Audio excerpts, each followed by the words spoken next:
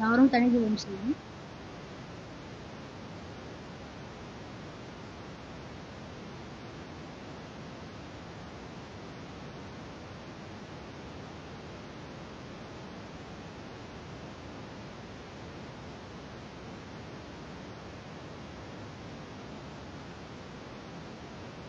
இந்த மாதத்தின் முதல் ஓய்வு நாள் பள்ளிக்கூடத்திற்கு வந்திருக்க அனைவரையும் இயேசு கிறிஸ்துவின் நாமத்தினாலே வாழ்த்து வரவேற்கிறேன். இப்பொழுதும் ஆரம்ப பாடலாக யாரும் நின்று 204 பாடல், பக்கம் எண் 65, 204 பாடல், வேலை நாள் ஆரம்பிச்சு ஆரம்பமாய்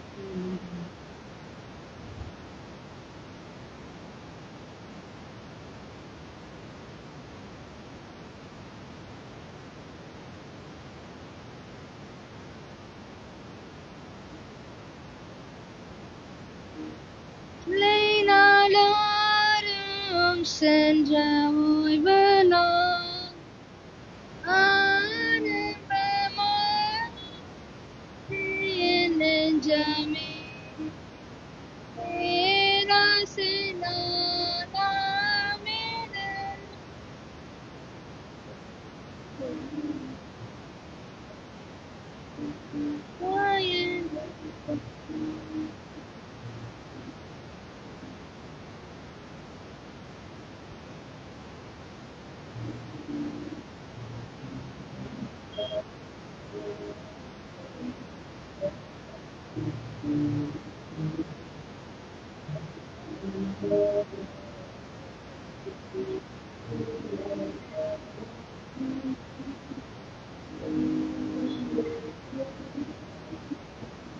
நீனை நெஞ்சமே நீனாய் மலை மேல் கர்த்தர் கற்பித்தார்.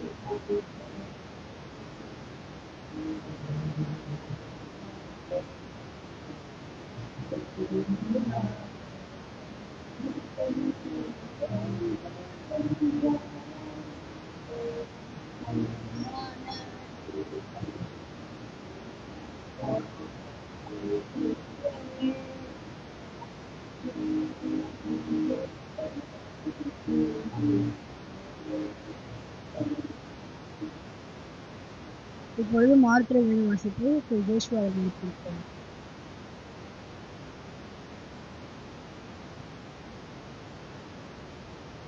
மாறுதர வேத வாசிப்புக்கு தெரிந்த வேத பகுதி மார்க் 13ஆம் அதிகாரம் 1 முதல் 13 வரை யாவரும் மாறி மாறி வாசிப்போம். கடைசி வந்துட்டு யாவரும் சேர்ந்து வாசிப்போம்.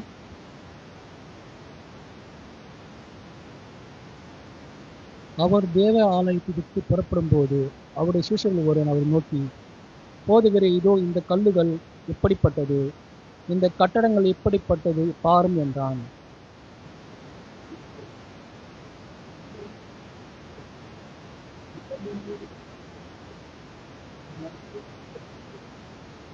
பின்பு அவர் தேவ ஆலயத்துக்கு எதிராக ஒலிவ மலையின் மேல் உட்கார்ந்திருக்கையில் பேதுருவும் யாக்கோவும் யோவானும் அந்திரேயாவும் அவரிடத்தில் தனித்து வந்து,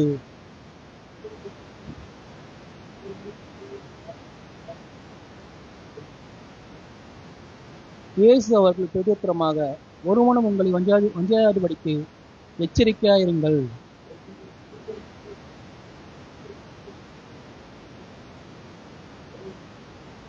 யுத்தங்களின் செய்திகளும் கேள்விப்படும் போது கலங்காதையுங்கள், இவைகள் சபிக்க வேண்டியது, ஆனாலும் முடிவும் உடனே வராது.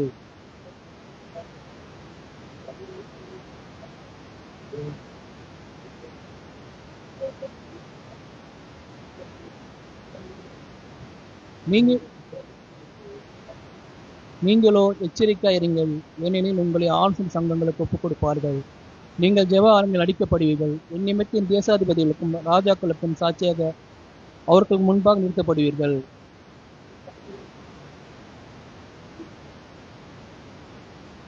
யாவரும் சேர்ந்து வாசிப்போம். சகல ஜாதிகளுக்கும் கடைசி வசனம்.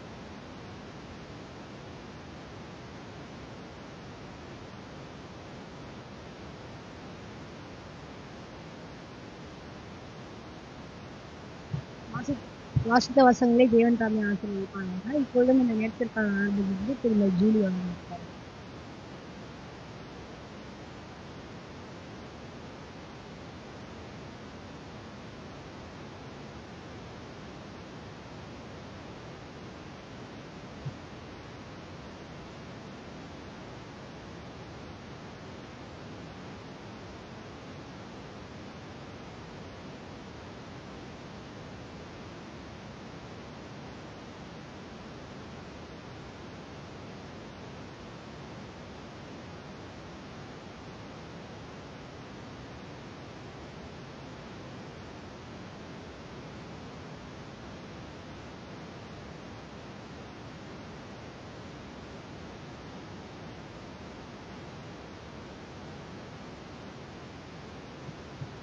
இப்பொழுதும் இந்த நேரத்திற்கான ஆரோக்கிய செய்தியை திரும்ப பதிவு.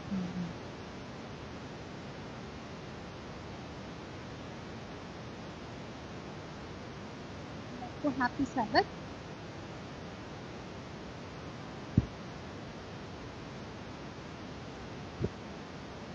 வந்து இதை குறித்து பேசணும்னு எல்லாருக்கும் ரொம்ப தேவையான ஒரு விஷயத்தை குறித்து நம்ம படிக்கலாம் அப்படின்னு எனக்கு தோணுச்சு.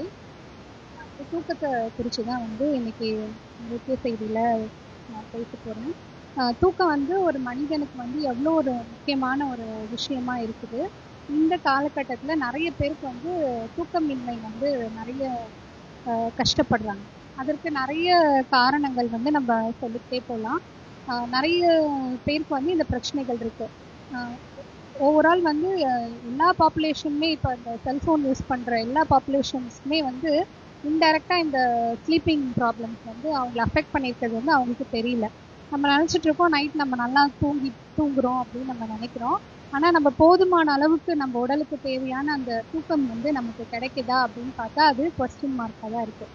சரி, தூக்கத்தை குறித்து ஏன் வந்து நம்ம தெரிஞ்சுக்கணும் அப்படின்னா, ஒரு நியூராலஜிஸ்ட் கிட்ட, பிரெயின் சம்மந்தப்பட்ட ஒரு டாக்டர் கிட்ட வந்து ஒருத்தவங்க கேட்குறாங்க, நீங்கள் வந்து உங்களுக்கு வந்து சாப்பாடு முக்கியமா இல்லை தூக்கம் முக்கியமா, எது வந்து முதலாவது நீங்கள் ப்ரிஃபர் பண்ணுவீங்க அப்படின்னு சொல்லிட்டு ஒரு டாக்டர்கிட்ட கேட்குறாங்க. அப்போ அந்த டாக்டர் என்ன சொல்லியிருப்பாரு? நமக்கு சாப்பாடு முக்கியமா தூக்கம் முக்கியமா? முதலாவது எது முக்கியம்? ரெண்டுமே முக்கியம் தான். ஃபர்ஸ்ட் எது முக்கியம்? எத்தனை பேர் சாப்பாடு முக்கியம்னு சொல்றீங்க? சும்மா சொல்லுங்க. சாப்பாடு தானே ஃபர்ஸ்ட், அப்புறம் தான் தூக்கம் அப்படின்னு நினைக்கிறோம். ஆனா அந்த டாக்டர் என்ன சொன்னார்னா தூக்கம் தான் முதல்ல, அப்புறம் தான் சாப்பாடு அப்படின்னு சொல்லி சொல்றாரு. அப்ப அது எவ்வளவு ஒரு முக்கியமான விஷயமா இருக்கு அப்படின்றத வந்து நம்ம இன்னைக்கு வந்து கவனிக்கலாம். சரி, தூக்கம் அப்படின்னா என்ன? தூக்கம்னா என்ன நடக்கும்? சின்ன பசங்க சொல்லுங்க. தூக்கம்னா எப்படி இருக்கும்? தூக்கத்துல கனவு வரும் மகிமையா சொல்றப்பல. கேல்வின், தூக்கம்னா என்ன? ஒண்ணுமே தெரியாது. அப்புறம் வேற சாம், தூக்கம்னா என்ன?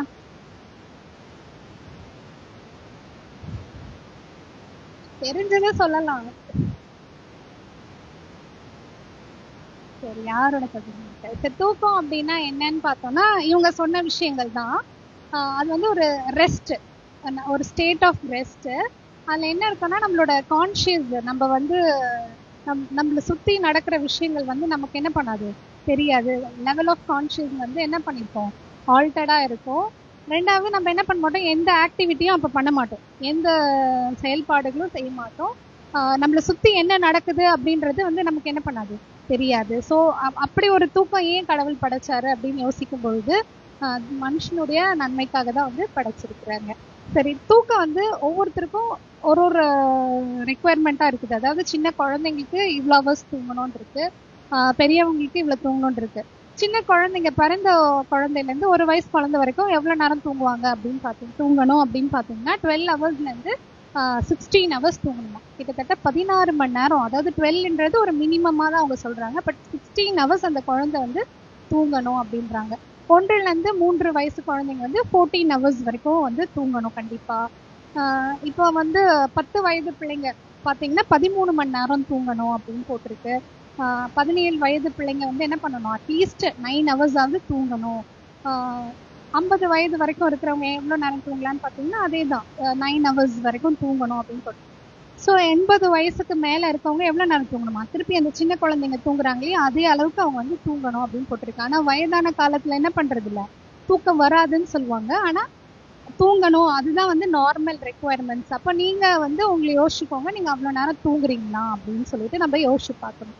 சரி, ஃபிசியாலஜி ஆஃப் ஸ்லீப். ஸ்லீப்பில் வந்து என்ன நடக்குது அப்படின்னு பார்த்து நம்மளுடைய ஸ்லீப்னா என்ன, அது எப்படி இருக்கும், நம்ம உடலில் வந்து அது எப்படி செயல்படுது அப்படின்னு பார்த்தோம்னா 2 விதமான டைப்ஸ் ஆஃப் ஸ்லீப் இருக்குது. ஒன்று வந்து NREM சொல்லுவாங்க, நான் ரெம் சொல்லுவாங்க. இன்னொன்று வந்து ரெம். ரெம்னா என்னன்னா ரேப்பிட் ஐ மூமெண்ட். நான் ரேப்பிட் ஐ மூமெண்ட்ன்றது ஃபர்ஸ்ட் டைப் ஆஃப் ஸ்லீப். அதில் வந்து என்ன பண்ணுவாங்க, பிள்ளைங்க சொன்னாங்க இல்லையா, அவங்க எந்த ஒரு அசைவும், கண் அசையாது, எதுவுமே இருக்காது, அவங்க பாட்டுன்னு தூங்குவாங்க. 2வதுல வந்து ரெம் ஸ்லீப்னு இருக்கு. ரெம்னா ரேப்பிட் ஐ மூமெண்ட், ஐ மூமெண்ட்ஸ் இருக்கும் அந்த ஸ்லீப்ல. அப்போ இந்த 2 ஸ்லீப்புமே வந்து ஒரு மனுஷன் வந்து அதை அண்டர்கான் பண்ணணும். அதாவது அவங்க அது தாண்டி வந்தாதான் அது ஒரு முழுமையான ஒரு தூக்கமா இருக்கும் அப்படின்னு சொல்லி சொல்றாங்க. இதுலயே வந்து ஸ்டேஜஸ் இருக்கு. எப்படின்னா first stage, second stage, third stage, fourth stage, 4 stage இருக்கான் தூக்கத்துல. 4 ஸ்டேஜ் தூக்கத்தை வந்து ஒரு மனிதன் வந்து கடந்தாதான் அவங்க நல்ல கம்ஃபர்டபுளா தூங்கி எழுந்துக்கிறாங்கன்னு அர்த்தம். நம்ம அப்படி தூங்குறோமா அப்படின்னு சொல்லிட்டு இந்த காரியத்துல இருந்து நீங்க யோசிச்சு பார்த்துக்கோங்க. ஃபர்ஸ்ட் ஸ்டேஜ் வந்து என்ன பண்ணுவாங்கன்னா, நமக்கு படுத்து முழிச்சுட்டே இருக்கும்போது கண்ணை இழுத்துட்டே போகும்ல, தூக்கம் வரும் இல்லையா, அதுதான் வந்து ஃபர்ஸ்ட் ஸ்டேஜ் தூக்கம். அதுல வந்து என்ன பண்ணா நமக்கு தூக்கம் வரும். நம்ம வந்து முழிச்சுட்டு தான் இருப்போம். நமக்கு சுற்றி நடக்கிறது என்ன என்ன நம்ம சுற்றி இருக்குதுன்றது நமக்கு தெரியும். ஆனால் நம்மளோட ஹார்ட் ரேட்டு, நம்மளோட ப்ரீத்திங் பேட்டர்ன் எல்லாமே என்ன ஆகும்னா ஸ்லோவாகும். நம்மளுடைய மூளைக்கு தான் என்ன பண்ணுவோம், நல்ல ஒரு தூங்கணும் அப்படின்ற அந்த ஒரு தாட் வரும். இது வந்து first stage sleep. Second stage ஸ்லீப்பில் பார்த்தீங்கன்னா அதே மாதிரி தான், திருப்பி வந்து மூச்சு வந்து ரொம்ப ஸ்லோவாக நம்ம எடுப்போம், ஹார்ட் பீட்ஸ்லாம் கம்மியாகும், நம்ம மூமெண்ட்ஸ்லாம் கம்மியாயிடும், கை கால்லாம் அசைக்க மாட்டோம், அப்படியே ஸ்டிஃபாக இருந்து என்ன பண்ணுவோம், அப்படியே படுப்போம். இது வந்து second stage. Third stage sleep அப்படி என்ன அப்படின்னு பார்த்தோன்னா அதே தான், சொன்ன மாதிரி ஹார்ட் ரேட்டு, ப்ரீத்திங் எல்லாம் கம்மியாயிட்டே வரும். கண்ணும் என்ன பண்ணாது, மூவ் ஆகாது, கண் வந்து மூவ் ஆகாது, நம்மளோட பாடி டெம்பரேச்சர் கம்மியாகும். அதுக்கப்புறம் நம்ம வந்து ஃபுல்லாக ரிலாக்ஸ்டாக ஃபீல் பண்ணுவோம். ஈவன் தேர்ட் ஸ்டேஜ் ஸ்லீப்பில் வந்து வருது. ஃபோர்த்து ஸ்டேஜ் ஸ்லீப்பில் தான் வந்து என்ன நடக்கும் அப்படின்னா கனவுகள் வந்து வரும் அப்படின்னு சொல்கிறாங்க. 4வது ஸ்டேஜில் தான் கனவுகள் வரும். நிறைய எல்லாருக்கும் கனவு வருதா நைட்டில்? யாருக்கெல்லாம் கனவு வரல? சரி, அப்போ அப்படி கனவு வரல அப்படின்னா நம்ம குவாலிட்டி ஆஃப் ஸ்லீப் என்ன பண்ணல, நல்லா தூங்கலைன்னு அர்த்தம். அப்போ அந்த ஒரு செட் ஆஃப் அந்த ஸ்லீப் அப்படின்றது 90 minutes to 120 minutes வந்து நமக்கு வந்து ஒரு செட்டு ஸ்லீப் வந்து நம்ம தூங்குறோமா. அதாவது 90 minutesலேருந்து 120 minutes வரைக்கும் ஒரு ஸ்லீப் சைக்கிள். அப்போ அந்த மாதிரி நைட்டு வந்து அட்லீஸ்ட் வந்து ஒரு 5 செட் ஆஃப் ஸ்லீப் வந்து நம்ம வந்து தூங்கணும் அப்படின்னு சொல்லி சொல்றாங்க. நம்ம வந்து இந்த ஃபோர்த்து ஸ்டேஜ் ஸ்லீப்ல என்ன நடக்கும் அப்படின்னு பார்த்தீங்கன்னா கண்கள்லாம் வந்து அசையுமா, கை கால்லாம் வந்து அசையும் அப்படின்னு போட்டிருக்காங்க. ஸோ இதுதான் வந்து கடைசி ஸ்டேஜ் ஆஃப் ஸ்லீப். இப்போ வந்து கனவுலயே வந்து நமக்கு உண்மையுமே நடக்கிற மாதிரிலாம் நம்ம ஃபீல் பண்ணுவோம்ல. ஸோ அது வந்து இந்த ஸ்டேஜில் தான் வந்து நடக்குது. ஸோ அப்போ நமக்கு கனவு வருது, நம்ம வந்து மூவ் ஆகுறோம், எழுந்து நம்மளே நடக்கிற மாதிரி இருக்கு. இல்லை ஒரு சிலர் அந்த டைம் எழுந்து நடப்பாங்க, பேசுவாங்க, அதெல்லாம் வந்து என்னது, அவங்க டீப் ஸ்லீப்ல இருக்காங்க அப்படின்றது தான் அர்த்தம். ஸோ அந்த மாதிரி ஒரு தூக்கம் தான் வந்து என்ன நமக்கு வந்து ஒரு கம்ப்ளீட்டான ஒரு ஸ்லீப்பாக இருக்குது அப்படின்னு சொல்லிட்டு சொல்கிறாங்க. ஸோ நம்ம அந்த மாதிரி தூங்குறோமா அப்படின்றத நீங்கள் யோசிச்சு பார்த்துக்கோங்க. சரி, நம்ம நல்லா தூங்குறதுனால என்னெல்லாம் நமக்கு பெனிஃபிட்ஸ் அப்படின்னு பார்த்தோன்னா எல்லாருக்கும் தெரிஞ்சதுதான். என்னென்ன பெனிஃபிட்ஸ் சொல்லுங்க பார்ப்போம். நல்லா தூங்குறதுனால நமக்கு என்னெல்லாம் பெனிஃபிட்ஸ் கிடைக்கும்?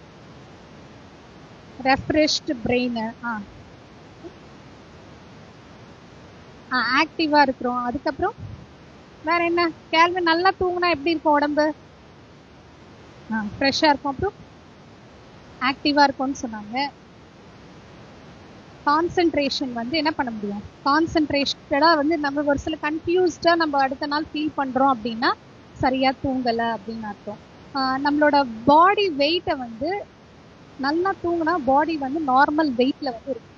என்ன அப்படின்னு பார்த்தோம்னா நைட்டு நம்ம தூங்கும் பொழுது நம்மளோட நல்ல தூக்கம் தூங்கும் பொழுது ஹார்மோன்ஸ் வந்து நல்லா பிரெயின்ல வந்து க்ரோத் ஹார்மோன்ஸ் அப்படின்னு சொல்லக்கூடிய ஹார்மோன்ஸ் வந்து நம்மளோட என்டோக்ரைனாலஜி சிஸ்டம் ஃபுல்லா ஹார்மோன்ஸ் தான். அது நல்லா ஃபங்க்ஷன் ஆகணும்னா தூக்கம் தான் மெயின். நான் ஃபர்ஸ்ட் கேட்டேன் இல்லையா, சாப்பாடா தூக்கமான்ட்டு.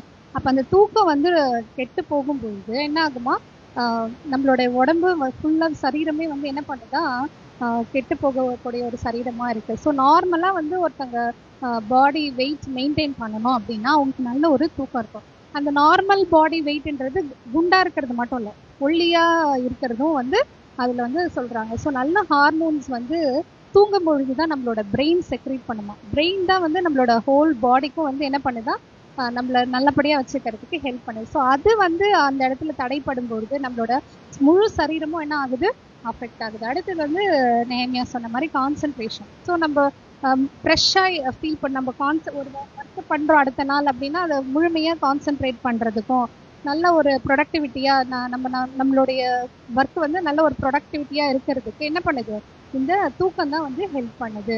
ஸோ அடுத்து வந்து இப்போ பிள்ளைங்க கூட படிக்கும் பொழுது எக்ஸாமுக்கு என்ன பண்ணுறோம், நைட் ஃபுல்லாக ஒரு சிலர் படிப்பாங்க. அந்த மாதிரி படிக்கிற பிள்ளைங்களை விட நைட் நல்லா தூங்கி அடுத்த நாள் வந்து எக்ஸாம் போகிற பிள்ளைங்க தான் வந்து ரொம்ப நல்லா எக்ஸாம்ஸ் வந்து எழுதுவாங்க அப்படின்னு சொல்லி நமக்கு ஆல்ரெடி தெரியும். அடுத்து பார்த்தீங்கன்னா ரெடியூஸ் டிப்ரெஷன். நம்ம எவ்வளோ நம்மளுடைய வாழ்க்கையில மன அழுத்தம்ன்றது எல்லாருக்குமே இருக்கு. அந்த மன அழுத்தத்தை வந்து தூக்கம் வந்து குறைக்குது. அதாவது அது பிரச்சனைக்கு நம்மள கரெக்டா யோசிக்க வைக்கிறதுல அடுத்து என்ன பண்ணலாம் அப்படின்னு சொல்லிட்டு இதனால என்ன பண்ணுது, மன அழுத்தங்கள் வந்து குறையுது. அப்போ வந்து தூக்கம் வந்து ரொம்ப இம்பார்ட்டன்டான ஒரு விஷயமா இருக்கு. ஹார்ட் ப்ராப்ளம்ஸ் வராம வந்து பாதுகாக்குது தூக்கம். நமக்கு வந்து கவலைகளை வந்து குறைக்குதான். ஒருத்தங்க கவலையோட படுத்து தூங்கி எழுந்தா கூட அடுத்த நாள் அந்த ஒரு தூக்கம் நல்ல தூக்கமா இருக்கும் பொழுது அவங்களுக்கு அடுத்த நாள் காலையில அந்த கவலை பெரிய கவலையா தெரியாது. சரி நம்ம பார்த்துக்கலாம்னு ஒரு நம்பிக்கை வரும். அந்த நம்பிக்கையை கொடுக்கறது இந்த தூக்கம் தான் அப்படின்னு சொல்லிட்டு. இன்ஃப்ளமேஷன்ஸ் நம்ம உடம்புல வந்து இன்ஃபெக்ஷன்ஸ்லாம் வராம நம்மளை ப்ரொடெக்ட் பண்ணிக்கிறதுக்கு வந்து ஸ்லீப் வந்து ரொம்ப ஹெல்ப் பண்ணுதான். எப்படின்னா நமக்கு நோய் எதிர்ப்பு சக்தியை வந்து அதிகரித்து கொடுக்கறது. ஸோ அந்த தூக்கம் வந்து ரொம்ப ஒரு முக்கியமான ஒரு விஷயம். ஸ்ட்ராங் இம்யூன் சிஸ்டம் வந்து பில்ட் பண்ணி கொடுக்குது. ஏன்னா நம்மளுடைய பிரெயினுக்கும் நம்மளுடைய ஜிஐ சிஸ்டம், அதாவது நம்மளுடைய ஜிஐ சிஸ்டம் டக்குன்னு வர மாட்டேங்குது, நம்மளோட வயிற்றுக்கும் சம்பந்தம் இருக்கிறது. ஏன்னா நம்ம பிரெயின் வந்து நார்மலா ஆக்டிவா இல்லை அப்படின்னா அந்த நம்மளுடைய ஆசிட் செக்ரேஷன் வந்து இன்க்ரீஸ் ஆகுமா ஸ்டமக்ல. அப்போ என்ன ஆகும், அல்சர் வரும். ஸோ அல்சர் வந்தா சாப்பிட முடியாது. ஸோ இந்த மாதிரி ஒவ்வொரு சிஸ்டமுக்குமே மஸ்குலர் சிஸ்டமா இருக்கட்டும் இல்லை வந்து கிட்னிக்கும் எல்லா முக்கியமான ஆர்கன்ஸுக்கும் இந்த ஸ்லீப்பும் சம்மந்தம் இருக்கு. ஸோ அந்த தூக்கம் வந்து நம்ம வந்து எப்பவுமே என்ன பண்ணுறோம், ஒரு குவாலிட்டியான ஒரு ஸ்லீப்பை வந்து நம்ம தூங்குறதுக்கு இது பண்ணுவோம். ரெண்டாவது ஹீலிங் ப்ராசஸ் வந்து தூக்கம் தான் வந்து நமக்கு கொடுக்கணும். எது அடிபட்டிருந்தாலோ இல்லை மனக்கவலை இருந்தாலோ அந்த ஒரு ஹீலிங் பாடியில வந்து நடக்கிறதுக்கு தூக்கம் தான் ஹெல்ப் பண்ணுதான். தூங்கும் பொழுதுதான் நமக்கு வந்து அந்த ஹீலிங் ப்ராசஸ் நடக்கும். நம்மளுடைய பாடி வந்து அதை ஹீல் பண்ணுது வந்து தூக்கத்தை வச்சுதான் அப்படின்னு சொல்லி நிறைய ரிசர்ச் ஸ்டடிஸ் வந்து சொல்லுது. சரி, தூக்கம் கெட்டு போக காரணங்கள் இப்படி ஒரு இம்பார்ட்டன்டான ஒரு தூக்கம் கெட்டு போகுது. நமக்கு நிறைய பேருக்கு சரியா தூங்க முடியல. அதுக்கு என்னெல்லாம் காரணங்கள்? பெரியவங்க சொல்லுங்க. இப்ப பெரியவங்க சொல்லுங்க. Over thinking. அப்புறம் ஆமா, உடம்பு சரியில்லைனாலும் என்ன பண்ண முடியாது, தூங்க முடியாது. ஓவரா திங்க் பண்றது. சொல்லுங்க ஆன்டி, சொல்லுங்க. வேற போன் பாக்குறதுன்னு சொல்றாங்க. ஓகே, போன் பாக்குறதுனால என்ன ஆகுது, பிரெயின் அஃபெக்ட் ஆகுது, தூக்கம் போகுதுதான். ஏன்னா ஒரு சிலர் பார்க்க ஆரம்பிச்சாங்கன்னா தூக்கத்தை கூட மறந்து என்ன பண்றாங்க, ஃபுல் நைட்டும் போன் பாக்குறாங்க. வேற ஓவர் ஈட்டிங். நைட்ல தூங்குறதுக்கு முன்னாடி நிறைய சாப்பாடு சாப்பிட்டா தூக்கம் வராது. வேற வராது, நைட்ல வராது. சாப்பிடக்கூடாது. ஏன்னா நம்மளுடைய பிளட் சப்ளை ஃபுல்லா ஸ்டமக்குக்கு தான் போகும். நம்ம தூக்கம் வந்து கெட்டு போகும், தூங்க முடியாது. குவாலிட்டியான ஸ்லீப் தூங்க முடியாது. நீங்க சொல்றது கரெக்ட் தான், நல்லா தூக்கம் வர மாதிரி இருக்கும். நான் சொன்ன மாதிரி 4 ஸ்டேஜ் ஸ்லீப் தூங்க முடியாது. அப்புறம் வேற சரி, நம்மளுடைய வேலை பலு ரொம்ப டயர்டா இருந்தாலும் சிலருக்கு தூக்கம் வராது. வேற இன்னும் புதுசான ஒரு சில விஷயங்கள் என்னன்னு பார்த்தோம்னா, ஒரு சிலருக்கு இந்த கொரட்டை விடுறாங்க இல்லையா, அவங்களுக்கு வந்து த்ரோட்ல வந்து ஒரு அப்ஸ்ட்ரக்ஷன் டிசீஸ் இருக்கா. கொரட்டை விடுறவங்களுக்கு வந்து ஆக்சிஜன் வந்து பிரெயினுக்கு வந்து ப்ராப்பரா போகாது. ஸோ அதனால அவங்க வந்து குவாலிட்டியான ஸ்லீப் வந்து என்ன பண்ண முடியாது, தூங்க முடியாது. ஸோ ஒருவேளை அப்படி கொரட்டை விடுறவங்களா இருந்தாங்க அப்படின்னா அதுக்கான ட்ரீட்மெண்ட்ஸ்லாம் இருக்கு. ஏன்னா அதை நம்ம எடுத்துக்கலாம். நம்ம தூங்குவோம்னா அந்த நம்ம முடிச்சுட்டுலாம் இருக்க மாட்டோம், ஆனா ஒரு ஆழ்ந்த தூக்கத்துக்குள்ள நம்ம போக மாட்டோம். இன்னொரு விஷயம் என்னன்னு பார்த்தீங்கன்னா, மால் நியூட்ரிஷன். முக்கியமா பெண்கள் யாரெல்லாம் சத்து குறைபாடோட இருக்கிறாங்களோ நைட்ல தூக்கம் வராது. பிரெயினுக்கு தேவையான ஜிங்க், மெக்னீஷியம், இந்த மாதிரி சில மைக்ரோ நியூட்ரியன்ஸ் வந்து இருக்கு. அது வந்து முக்கியமா குறைபடும் பொழுது தூக்கம் வராது. இப்ப நீங்க சொன்ன மாதிரி போன் பாக்குறது அதெல்லாம் வந்து எல்லாருக்கும் தெரிஞ்ச விஷயம். ஆனா இந்த மாதிரி விஷயங்கள் ஏன் தூக்கம் வரல அப்படின்றது வந்து சத்து குறைபாடு இருந்ததுன்னா தூக்கம் வந்து வராது. அடுத்து பார்த்தோம் அப்படின்னா வந்து சிலர் வந்து மெடிசன்ஸ் எடுப்பாங்க. ஒரு சில மெடிகேஷன்ஸ் வந்து உடம்பு சரியில்லைன்னு எடுப்பாங்க. அவங்களுக்கு வந்து அவங்களுக்கும் தூக்க ப்ராப்ளம்ஸ் வந்து வரும். ஸோ நீங்க வந்து உங்களை சிந்தித்து பாருங்க, ஒருவேளை இந்த மெடிகேஷன் சாப்பிட்றதுனால நமக்கு சரியா தூக்கம் வரலையா அப்படின்னு சொல்லிட்டு உங்க டாக்டர் கிட்ட இருக்கு. அப்புறம் புவர் லைஃப் ஸ்டைல். புவர் லைஃப் ஸ்டைல்னா இப்போ நம்ம ப்ராப்பரா வந்து எக்ஸசைஸ் பண்ணாம, நல்ல உணவுகளை எடுத்துக்காம, நிறைய தண்ணி எல்லாம் குடிக்காம நம்ம இந்த லைஃப் ஸ்டைல புவரா வச்சிருந்தோம் அப்படின்னா தூக்கம் வராது. ஸோ வந்து நல்ல ஒரு ஆரோக்கியமான ஒரு வாழ்வியலுக்கு நம்ம என்ன பண்ணணும், ஏற்படுத்திக்கணும். இப்போ நம்ம தூங்குற இடம் வந்து ரொம்ப ஹாட்டாவோ இல்லை ரொம்ப சில்லுனோ இருந்தாலும் என்ன பண்ணாது, நமக்கு தூக்கம் வராது. ஸோ இதெல்லாம் வந்து ஒரு சின்ன சின்ன விஷயமா நம்ம எடுத்துக்கிறோம். ஆனால் நம்ம குவாலிட்டியா தூங்குறதுக்கு என்ன பண்ணணும், இதெல்லாம் வந்து நம்ம கண்ணோக்கமா இருக்கணும். ரெண்டாவது ஸ்ட்ரெஸ், ஆன்சைட்டி, ஏதாவது கவலைகள் கஷ்டங்கள் இருந்தா என்ன பண்ணாது, நமக்கு தூக்கம் வராது. ஸோ இதெல்லாம் வந்து நம்ம என்ன பண்ணணும்னா நம்ம யோசிச்சு பார்த்துக்கலாம். ஒருவேளை என்னுடைய தூக்கத்துக்கு இதெல்லாம் இல்லை அப்படின்னா நம்ம வந்து இதை சரி பண்ணணும். அடுத்தது பார்த்தீங்கன்னா, இதனால நம்ம சரியா தூங்கல அப்படின்னாலே என்ன ஆகுது, நிறைய டிப்ரெஷன் வந்து தூங்காததுனாலே டிப்ரெஷன்ன்ற ரிஸ்க் ஆஃப் கேன்சர் வியாதி வர்றதுக்கு தூக்கமும் வந்து சரியா தூங்காததுனால ஒரு காரணமா இருக்கு. ஹார்ட் ப்ராப்ளம் வருது, வெயிட் கெயின் ஆகுது, நம்ம முன்னாடி படிச்ச மாதிரி தான். ஸ்ட்ரோக் வருது, வயசானவங்களுக்கு எல்லாம் ஸ்ட்ரோக் வருது இல்ல, முடக்குவாதம். அதெல்லாம் வந்து சரியா தூங்காததும் ஒரு ரீசனா வந்து நியூராலஜிஸ்ட் சொல்றாங்க.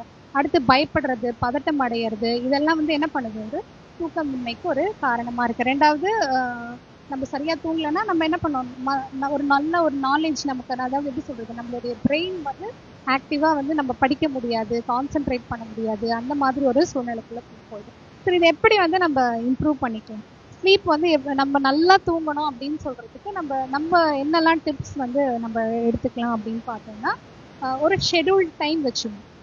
இப்போ வந்து தூக்கம் வரும்போதெல்லாம் போய் நான் படிச்சு தூங்குவேன் அப்படின்ற மாதிரி இருக்கக்கூடாது. கரெக்டா வந்து என்ன பண்ணணும், 9 மணி, டெய்லி 9 மணின்னா 9 மணிக்கு தூங்க போயிடும். அந்த ஷெட்யூல் வந்து நம்ம ஃபாலோ பண்ணணும். 9 மணின்னா ஒரு சிலருக்கு வந்து இப்போ என்னோட இதில் நான்லாம் வந்து கரெக்டாக அந்த ஷெட்யூல் ஃபாலோ பண்ண முடியும். நிறைய நைட் டியூட்டி வரும், ஷிஃப்ட் மாறி வரும். ஸோ அந்த மாதிரிலாம் வந்து பண்ண முடியாது. பட் முடிஞ்ச அளவுக்கு என்ன பண்ணணும், நம்ம வந்து ஒரு ஷெட்யூல்டு டைம் வந்து வச்சுக்கணும். அடுத்தது வந்து நிறைய பேர் நம்ம ஆளுங்கள்ல டீ காஃபி குடிக்கிற பழக்கம்லாம் நிறைய பேருக்கு இருக்கு. தூங்குறதுக்கு முன்னாடி என்ன பண்ணக்கூடாது, டீ காஃபி, ஆல்கஹால் அதெல்லாம் வந்து எடுத்துக்க கூடாது. ஆல்கஹால் குடிச்சா வந்து என்ன பண்ணும், நமக்கு வந்து எப்படி சொல்றது, ப்ரௌசியா தான் இருக்கும்னு சொல்லுவாங்க. ஆனால் அவங்களால வந்து அந்த குவாலிட்டி ஸ்லீப் வந்து தூங்க முடியாது. அதே தான் டீ காஃபிக்கும் அவங்க வந்து சொல்றாங்க. அடுத்தது வந்து ஃபோன், நம்ம யூஸ் பண்ற செல்போன்ஸ் எல்லாமே என்ன பண்ணணும், 2 ஹவர்ஸ்க்கு முன்னாடியே சுவிட்ச் ஆஃப் பண்ணி என்ன பண்ணணும், வேற ஒரு ரூம்ல வச்சிட சொல்றாங்க. நம்ம வந்து என்ன பண்ண, தூக்கத்துல அப்படியே பார்த்துட்டே எல்லாம் தூங்கக்கூடாது. ஏன்னா அந்த பிரெயின் வந்து ஆக்டிவாவே இருக்குமா, சரி தூக்கத்துக்குள்ள போகாதான். அதனால போன் எல்லாம் சுவிட்ச் ஆஃப் பண்ணி வச்சிருங்க. அடுத்து வந்து ஏர்லியரா டின்னர் சாப்பிட்றது. நீங்க சொன்னீங்களா சாப்பிட்டா நல்லா தூக்கம் வரும்னு சொல்லிட்டு, அந்த மாதிரி இல்லாம ஒரு தூங்க போறதுக்கு முன்னாடி ஒரு 3 ஹவர்ஸ் முன்னாடி என்ன பண்ணணும், நம்மளோட டின்னரை சாப்பிடணும். நம்ம சாப்பிட்டோம்னா கொஞ்சம் நம்ம வயிறு வந்து என்னது எம்டியா இருக்கும், இல்ல அரை வயிறா இருக்கும் போது நமக்கு வந்து ஒரு குவாலிட்டியான ஸ்லீப் வந்து கிடைக்கும். அப்புறம் ரெகுலர் எக்ஸசைசஸ், வாக்கிங் போகிறது, ரெஃப்ரெஷ்டாக இருக்கிறது, இதெல்லாம் வந்து ரொம்ப முக்கியம். ரெண்டாவது அடுத்தது வந்து நம்மளோட தூங்குற இடம் வந்து எப்படி இருக்கணும்னா ஒரு டார்க்கான ஒரு ரூமாக இருக்கணும். லைட் வந்து இந்த மாதிரி லைட்லாம் போடாமல் என்ன பண்ணணும், டார்க் ரூமாகவும் குவைட்டான ஒரு ரூமாகவும் அடுத்து வந்து கூலான ஒரு என்விரான்மெண்ட்டோட நம்ம என்ன பண்ணணும், தூங்கணுமா. ஸோ இதுக்காக வந்து நான் எங்கே போகிறது, வேர்க்குது, நான் என்ன பண்ணுறது, கிளைமேட் சரியில்லை அப்படி இல்லை. இதுக்காக நம்ம இன்வெஸ்ட் பண்ணணும். நம்ம வந்து நிறைய நம்ம சம்பாதிக்கிறோம் இல்லையா, சம்பாதிக்கிறதுக்கு நம்ம வந்து நமக்கு நிறைய செலவுகள் இருந்தாலும் தூக்கத்துக்கு வந்து என்ன பண்ணணும், தேவையான பெட்டு, தேவையான அந்த ஒரு தலாணி, நல்ல ஒரு ரூமு, நல்ல ஒரு டார்க்கான ஒரு ரூம் ரெடி பண்ணிக்கணும். அந்த மாதிரி நம்ம என்ன பண்ணணும், அதுக்கு ஒரு முக்கியத்துவம் கொடுத்து அந்த என்விரான்மெண்ட்டை அப்படிப்பட்ட ஒரு என்விரான்மெண்ட்டாக நம்ம வந்து ரெடி பண்ணிக்கணும். ஏன்னா தூக்கம் தான் நமக்கு மெயின். அடுத்து அதே தான் எல்லாரும் சொல்கிறது, எக்ஸசைஸு, அப்புறம் வாக்கிங்கு, அதெல்லாம் வந்து என்ன பண்ணணும், நம்ம பண்ணணும். அடுத்தது வந்து கடைசியாக சொல்லக்கூடிய விஷயம் வந்து இந்த ஸ்ட்ரெஸ், ஆன்சைட்டி, ஸ்ட்ரெஸ் எல்லாம் சொல்கிறாங்க இல்லையா, கவலை. எந்த மனுஷனுக்கு கவலை இல்லை, எல்லா மனுஷனுக்கும் என்ன பண்ணுது, கவலைகள் இருக்க தான் செய்யுது. கவலை வந்து மனிதர்களை தூங்க விடுறதில்லை. சரி, இப்போ கடவுள் வந்து இந்த கவலையை எப்படி ஹேண்டில் பண்ணாங்க, இயேசு கிறிஸ்து வந்து எப்படி இந்த கவலையை ஹேண்டில் பண்ணாங்கன்னு சொல்லிட்டு ஒரு சில வசனங்களும் நம்ம முடிச்சிடலாம். சங்கீதம் 4:8 எடுத்து வாசிங்க. சங்கீதம் 4:8.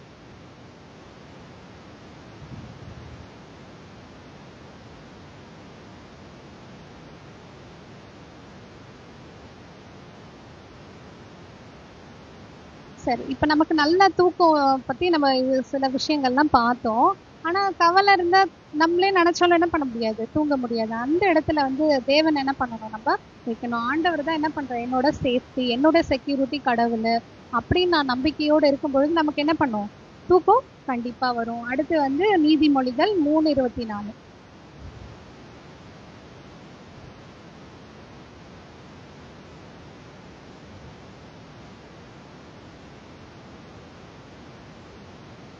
ஸோ நம்மளோட ஆண்டவர் நம்மளோட இருக்கும்பொழுது நம்ம என்ன பண்ணுவோம், நம்ம இன்பமாக வந்து தூங்குறதுக்கு தேவன் நமக்கு ஹெல்ப் பண்ணுவாங்க. இன்னும் ஒரு வசனம் மட்டும், மத்தேயு 8:24. மத்தேயு 8:24.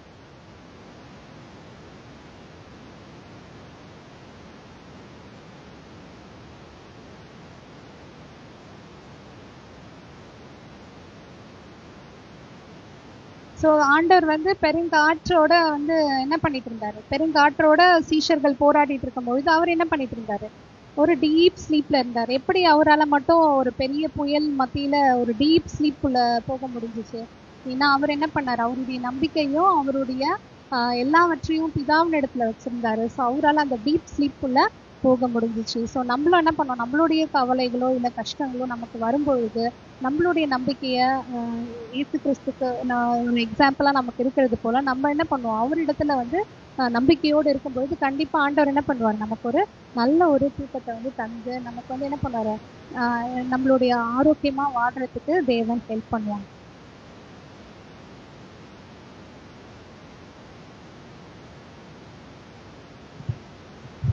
தேவன் நமக்கு கொடுத்த ஒரு கிஃப்டாக வந்து இதுவாக இருக்குது, தூக்கம் இருக்குது. ஸோ அந்த தூக்கத்தால் நம்மளுக்கு நிறையா ஃபிசிக்கலான பெனிஃபிட்ஸ் நம்மளுக்கு இருக்குன்றது நம்ம வந்து பார்த்தோம். அதே போல் அந்த தூக்கம் நம்மளுக்கு வந்து ஒரு நிம்மதியாக வரணும்னா அதுக்கு என்ன தேவைப்படுதுன்னா தேவன் மேலே பார்த்துக்கொள்வார் இருக்க வேண்டியதை நம்ம பார்த்தோம். ஸோ நம்ம எல்லாருக்கும் இந்த தூக்கம் வந்து ஒரு கிஃப்டாக இருந்தாலும் நம்ம வாழ்க்கையில் நம்ம தூங்காமல் இருக்கும். ஸோ தேவன் தமிழ் இருக்காங்க நல்ல செய்தி கொடுத்து திரும்ப நிஜ தெரிவிக்கிறோம். இப்பொழுதும் சாட்சிகளை கொடுத்து பெருமை பெற சொன்னாங்க.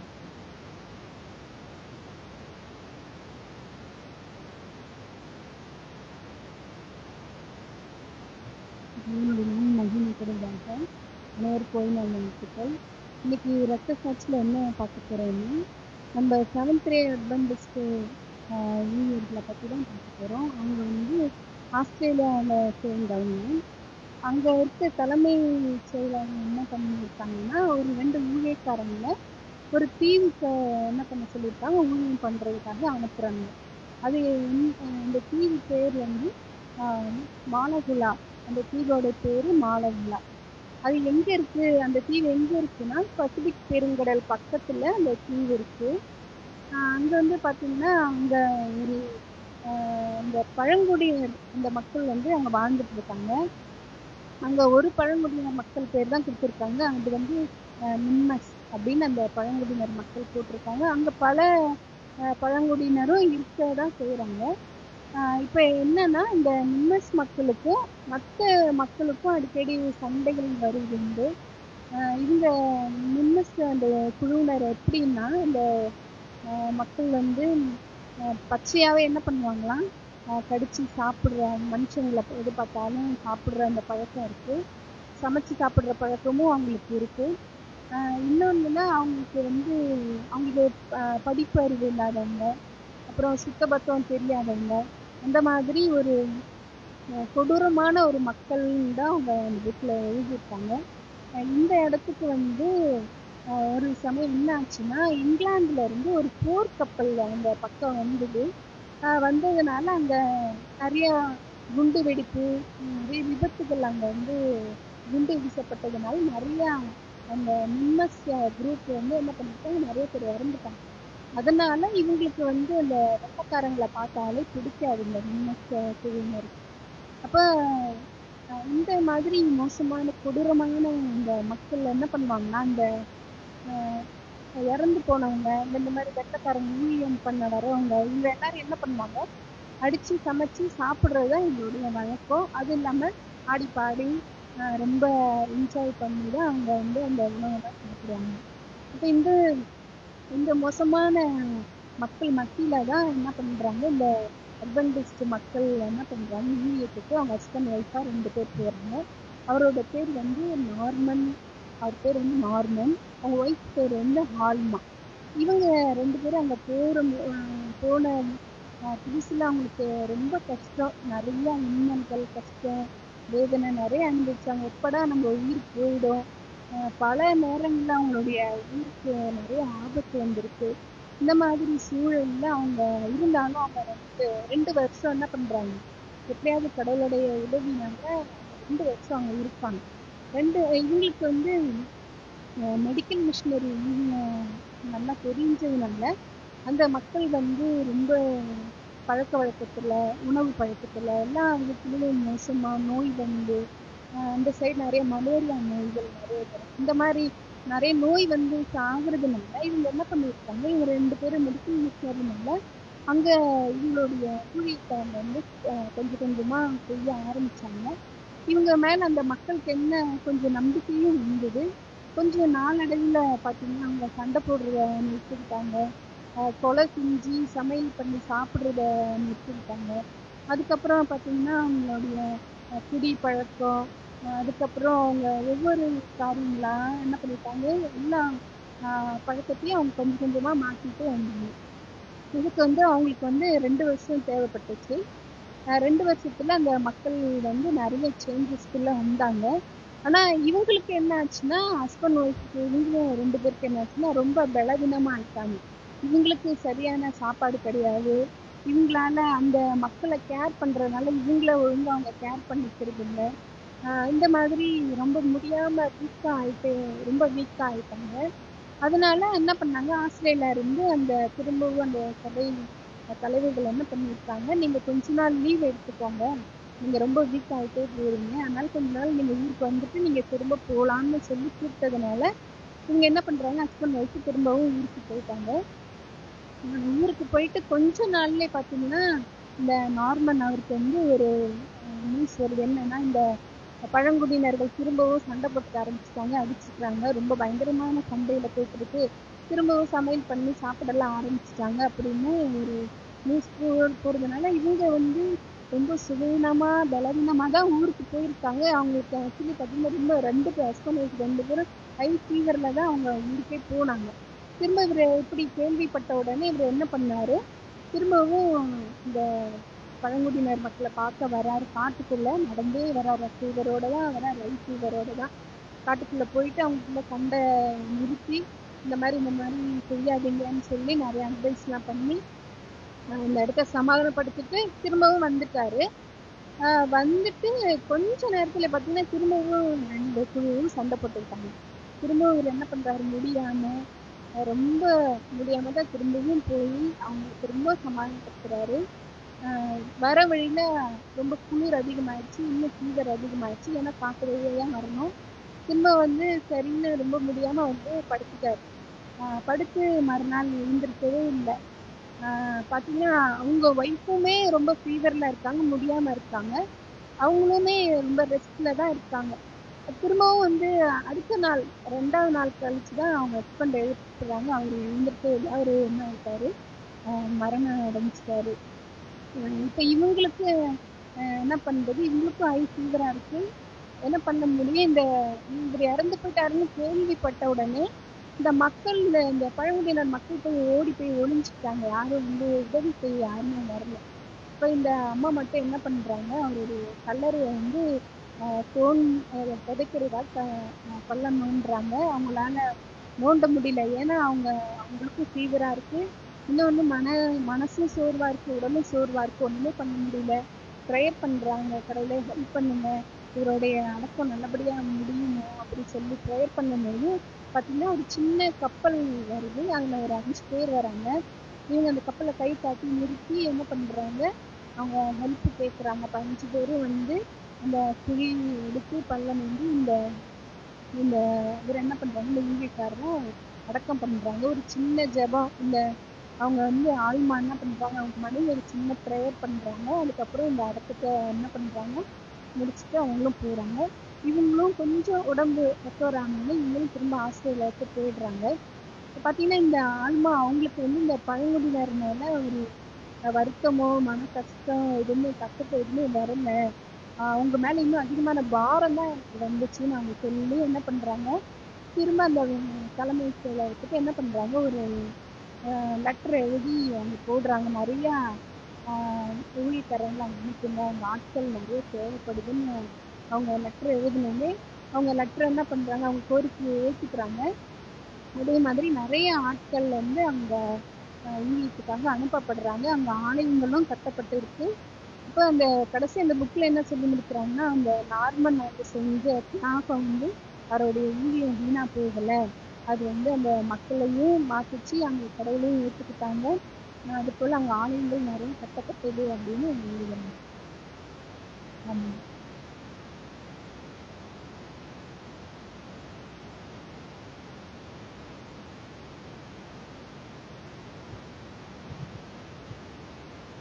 ஊழியம் செய்யறதே ஒரு கஷ்டமான விஷயம்ன்ற காலத்துல இருக்கும்போது, ஊழியத்துல வந்து நிறையா பிரச்சனைகளும், நிறைய சாட்சிகளா இருந்திருக்காங்க. இந்த சத்தியம் நம்மளுக்கு வந்து சாதாரணமாக நம்மளுக்கு வந்து தேவையில்லை. நிறைய இழப்புகளும், நிறைய கஷ்டங்களும் பட்டு தான் இந்த சத்தியம் நம்மளுக்கு வந்துடுது. ஸோ இந்த சத்தியத்தை நம்ம வந்து நம்மளே ஒரு பொக்கிஷமா வைத்துக்கொள்ளாம நம்ம மற்றவங்களுக்கு அதை பகிர்ந்து கொடுக்கணும். எடுத்து கொடுத்த நன்றி. இப்பொழுதும் தீர்க்கதரிசன செய்தி சகோதரி ஷாரோன் அவர்களுக்கு.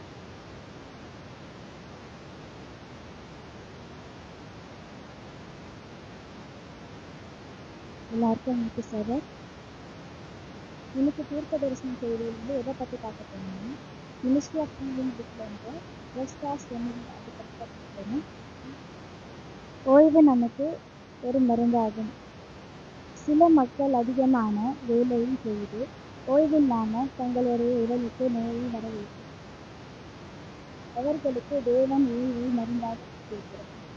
அதிகமான வேலையை செய்து சில நாள் விட்டு விட வேண்டும். கிராமங்களுக்கு சென்று அழகிய வயல்கள், வண்ணப்பூக்கள், பெரிய மரங்கள், புல்லென்று காற்று, எளிதான வாழ்க்கை முறைகள் வாழும்போது ஓய்வு தரும்போது அவர்கள் குணமடைகிறார்கள். சுத்தமான தண்ணீர். பரலோகத்தின் ஆண்டவர் தண்ணீர் என்ற ஒரு மாபெரும் ஆசீர்வாதத்தை நமக்கு கொடுத்திருக்கிறார். யாரெல்லாம் சிக்காக இல்லை ரெஸ்ட்லெஸ்ஸாக இருக்கிறார்களோ அவர்கள் தண்ணீரை அதிகமாக பயன்படுத்த வேண்டும். சுத்தமான தண்ணீர் குடிக்க வேண்டும். கோல்ட் பாத், வார்ம் பாத், நியூட்ரல் பாத் எடுத்துக்கொள்ள வேண்டும். அதிகப்படியான வேலையினால் மனக்கவலையினால் நமக்கு ஓய்வு இல்லாத போது நாம் ஒரே இடத்தில் உட்காரக்கூடாது. நாம் உடலுக்கு எக்ஸசைஸ் மூமெண்ட்ஸ் கொடுக்க வேண்டும். எல்லா ஆர்கன்ஸ் பாடியில் செயல்பட விட்ட நம்மால் முடிந்த வேலைகளை செய்ய வேண்டும். Deep breathing exercise, walking, stretching, playing பெரிய மாற்றத்தை தரும். அதிகமான சிந்தனை செய்து மூளையை டயர்டாக்கும் போது நம் நாம் அதிலிருந்து மூளைக்கு ஓய்வு கொடுக்க வேண்டும். இல்லை என்றால் மனநோய் வருவதற்கு அதிகமான வாய்ப்பு இருக்கிறது. நம்மை நாம் டைவர்ட் செய்து கொள்ள வேண்டும். ஒரே இடத்தில் அமர்ந்து அதை பற்றி யோசித்து கவலை மட்டுமே வரும். ஓப்பனாக எக்ஸசைஸ் நம்ம பண்ணும்போது அதனால நமக்கு நிறைய பெனிஃபிட்ஸ் கிடைக்கும். தசைகள் வலி வரையும், மூளை ரெஃப்ரெஷ் ஆகும். அப்புறம் நமக்கு ஸ்ட்ரெஸ் ரிலீவ் ஆகும். அப்புறம் நம்மளோட பிளட் பியூரிஃபை ஆகும். வியாதிகள் தவிர்க்கப்படும். அப்புறம் கடவுளில் போகிறது அவங்களுக்கு நம்ம இந்த தண்ணியில் விளையாடுறது, அப்புறம் இந்த சுத்தமான காற்றை சுவாசிக்கும் போது நம்ம மனசு ரொம்ப ரிலீஃப் அடையும். அதுக்கப்புறம் நல்லா ஹெல்தியாக சாப்பிட்டு நமக்கு பிடிச்சதெல்லாம் செய்யும் போது நம்ம மனசு பீஸ் ஆகும். அப்போ நம்மளால நல்லா ரெஸ்ட் எடுக்க முடியும். இது இந்த புத்தகத்தில் கடவுள் நமக்கு கொடுத்ததை நம்ம நல்லபடியாக கடைபிடிப்போம்.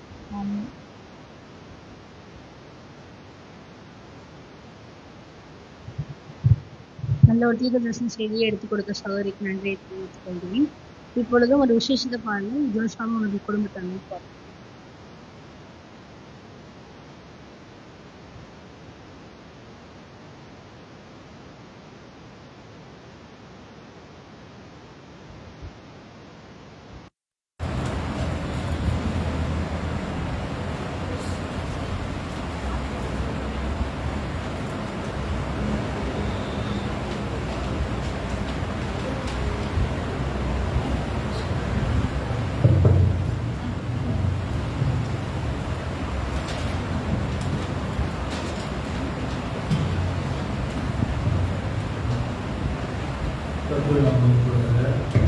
அந்த பாட்டு தான் டெவலப் பண்ணி ப்ராக்டிஸ் எல்லாம் பண்ணல.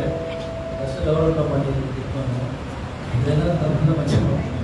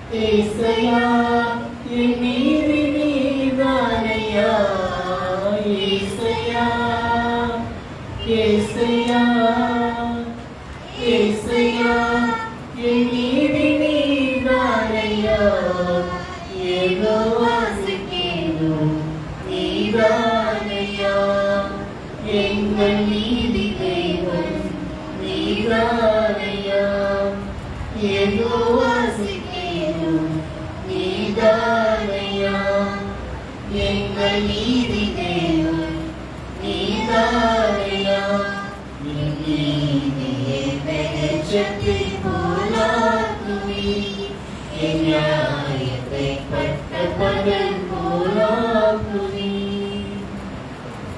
மார்களின் செல்வத்திரட்சியை பார்க்கிலும் நீதிமான் என்னுடைய கொஞ்சம் நல்லது மார்களின் செல்வத்திரட்சியை பார்க்கிலும் நீதிமான் என்னுடைய கொஞ்சம் நல்லது நிரந்தர சுதந்திரம் இது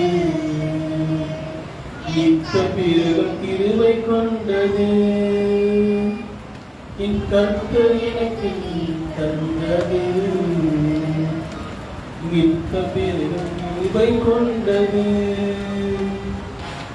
ஏசையா ஏசையா ஏசையா என் நீதி நீதானையா ஏசையா ஏசையா ஏசையா என் நீதி நீதானையா யெகோவா சிக்கேனு நீதானையா எங்கள் நீதி தெய்வம் நீதானையா யெகோவா சிக்கேனு நீதானையா எங்கள் நீதி தெய்வம் நீதானையா என் நீதியை வெளிச்சத்தில் போலாக்குவி என் நியாயத்தை பட்ட பகல் போலாக்குவி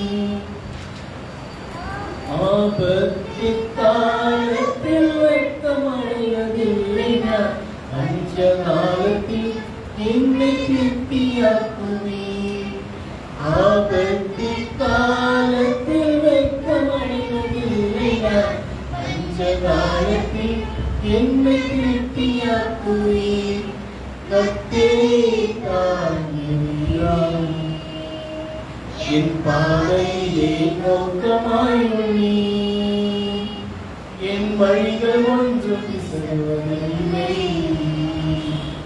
என்னை படுத்துகிறேன் கர்த்தரே தாங்கினார் என் பாதையிலே நோக்கமாயுள்ளி என் பாதை ஒன்றும் செல்வதில்லை என் அடியை உறுதிப்படுத்துகிறேன் ஏசையா ஏசையா ஏசையா என் நீதி நீதானையா ஏசையா ஏசையா ஏசையா என் நீதி நீதானையா யெகோவா சிக்கேனு நீதானையா எங்கள் நீதி தெய்வம் நீதானையா யெகோவா சிக்கேனு நீதானையா எங்கள் நீதி தெய்வம் நீதானையா என் நீதியை வெளிச்சத்தை போலாக்குவி என் நியாயத்தை பட்ட பகல் போலாக்குவி என் நீதியை வெளிச்சத்தை போலாக்குவி என் நியாயத்தை பட்ட பகல் போலாக்குவி உமக்காய் காத்திருப்பேன் உம்மை பற்றிக் கொள்ளுவேன் உம் வார்த்தையால் திருப்தியாவே உம் சமூகத்தில் அகமகிழ்வேன் ஏசையா ஏசையா ஏசையா என் நீதி நீர்தானையா ஏசையா ஏசையா ஏசையா என் நீதி நீர்தானையா ஏதோ வாசிக்கேனும் நீதானையா எங்கள் நீதி வேணும் நீதானையா.